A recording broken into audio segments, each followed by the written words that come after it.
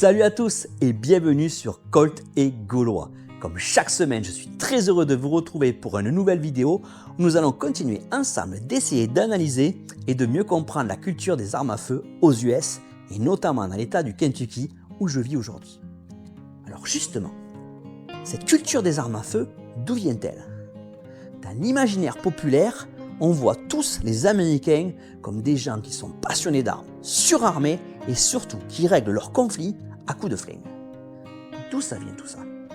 Ça vient d'une époque qui n'est pas si lointaine, le Far West, vous l'avez sûrement deviné. Oui, le Far West qui a été utilisé énormément par Hollywood dans des westerns. Mais qu'en est-il en réalité? Est-ce que le Far West était-il si violent que ça? C'est ce que nous allons voir aujourd'hui. Je vous propose un petit retour dans le passé à l'époque des cow-boys. On y va? Let's go!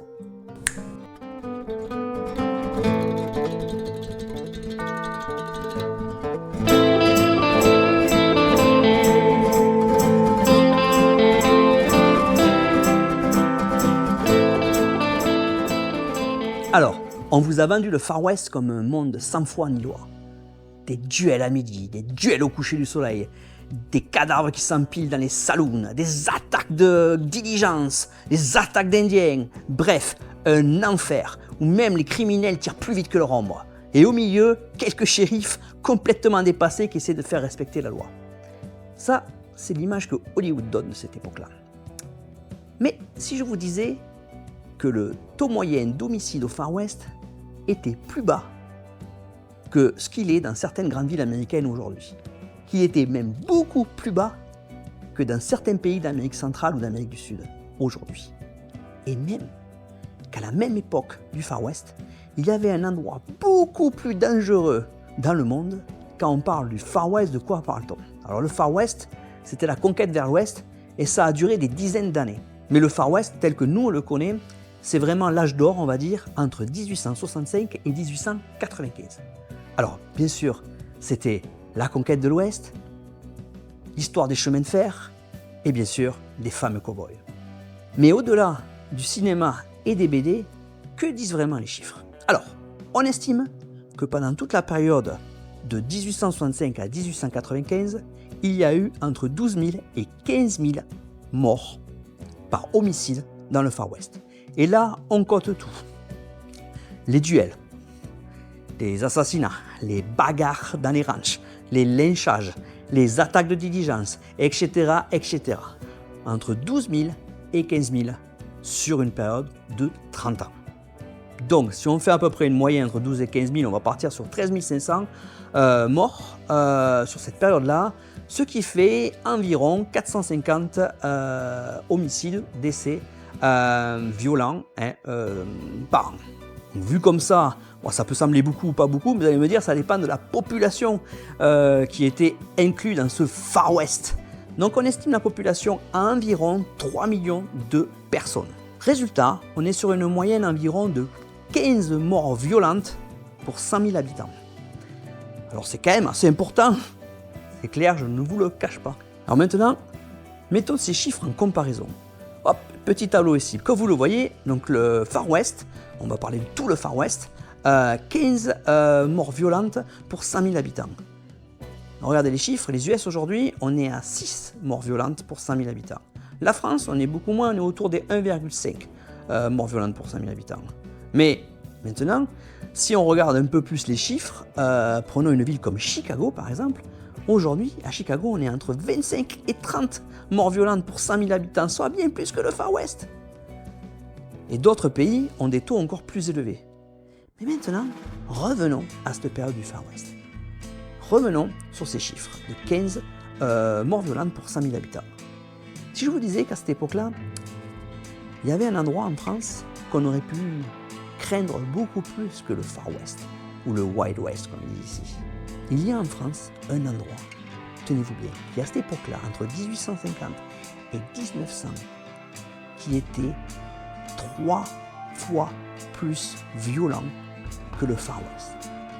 où il y avait beaucoup plus d'homicides. Le vrai Far West, il était peut-être pas dans le West américain, il était peut-être beaucoup plus près que ce qu'on croit. Et oui, il était en France, dans une île qui est magnifique, avec une culture incroyable, il n'y a pas à dire. Mais la Corse, à cette époque-là, ils atteignaient le chiffre de 50 morts violentes pour 100 000 habitants. On a bien entendu, 50. 3 fois plus que le Far West à la même époque. Et attention, dans certains endroits de l'île, ça pouvait atteindre 100 morts violentes pour 100 000 habitants. On a bien entendu, 100. Même plus que les villes les plus violentes du Far West qui ont atteint entre 50 et 80 morts violentes pour 100 000 habitants. Je parle bien sûr de Deadwood, je parle de Tombstone ou de Dodge City. Même ces villes-là étaient plus safe, entre parenthèses, que la Corse à cette époque-là. La Corse, et malheureusement ces terriblement d'États qui ont fait tant de victimes. Soyons honnêtes, c'était pas non plus l'endroit le plus paradisiaque du monde, ce Far West-là. Mais il faut pas croire qu'on ne pouvait pas vivre en paix et tranquillement au Far West. Comme bien souvent, comme aujourd'hui d'ailleurs, parce qu'on parle, je vous ai parlé de Chicago, mais Chicago aussi, les crimes sont malheureusement situés dans certaines parties de la ville, pas dans tous, et bien c'était pareil au Far West. Et on parle de villes comme Deadwood, Tombstone, Dodge City, qui étaient par exemple extrêmement violents. Mais là aussi c'est pareil, il y a un petit peu de distorsion, parce que ces villes-là, à cette époque-là, n'étaient pas vraiment américaines non plus. C'était des villes où il y avait pour le coup ni foi ni loi. Je pense par exemple à Deadwood, qui était une ville complètement illégale, qui se situait en plein territoire indien, qui ne devait même pas exister. Là, automatiquement, comme ce n'était pas une ville sous contrôle américaine, il n'y avait ni shérif, ni juge, ni rien du tout. Et c'était la loi du plus fort. Mais bien entendu, c'était quand même une ville à part. Et d'ailleurs, il y a une très belle série qui est passée il y a quelques années, qui a été faite par HBO, et qui porte le nom de la ville, Deadwood. Et je vous la conseille si vous voulez un petit peu en savoir un peu plus sur cette époque. C'est une série qui est extrêmement bien faite. Mais revenons à nos moutons. Le Far West, c'était un endroit qui était bien sûr quand même assez violent.